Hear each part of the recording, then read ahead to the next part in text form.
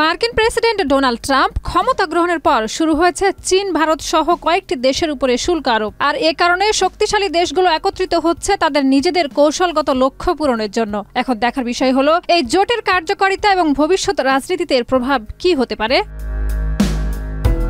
ইসরায়েলের প্রতি এ চাপ সৃষ্টি করার জন্য নতুন এক কৌশল নিল রাশিয়া এবং ইরান। এই দুই শক্তিশালী দেশ তাদের জোট শক্তিশালী করতে এবং ইসরায়েলের আঞ্চলিক প্রভাব প্রতিরোধ করতে একসাথে অবস্থান গ্রহণ করেছে।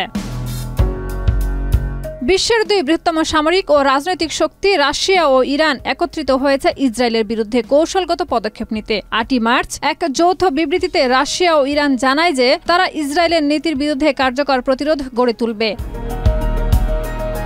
ইরানের পরমাণু কর্মসূচি এবং রাশিয়ার শীর্ষস্থানীয় সামরিক শক্তি রাশিয়া ও ইরানকে বিশ্বের দুই বৃহত্তম কৌশলগত প্রতিপক্ষ হিসেবে প্রতিষ্ঠিত করেছে। ইরানের পক্ষ থেকে জানানো হয়েছে যে তারা ইসরায়েলের প্রতি এমন পদক্ষেপ গ্রহণের জন্য প্রয়োজনীয় সামরিক এবং রাজনৈতিক সহায়তা প্রদান করবে। রাশিয়া, যা মধ্যপ্রাচ্যের প্রভাব খাটাতে আগ্রহী, ইরানের সাথে এই জোট গড়ে তুলছে যাতে তারা যৌথভাবে আন্তর্জাতিক রাজনৈতিক মঞ্চে ইসরায়েলকে একটানা চাপ সৃষ্টি করতে পারে। রাশিয়া ও ইরানের এই যৌথ প্রচেষ্টা ইসরায়েলকে নতুনভাবে শিক্ষা দেওয়ার শঙ্কা তৈরি করেছে। তবে এই পরিস্থিতিতে কিভাবে সামনে এগোবে তা সময়ই নির্ধারণ করবে।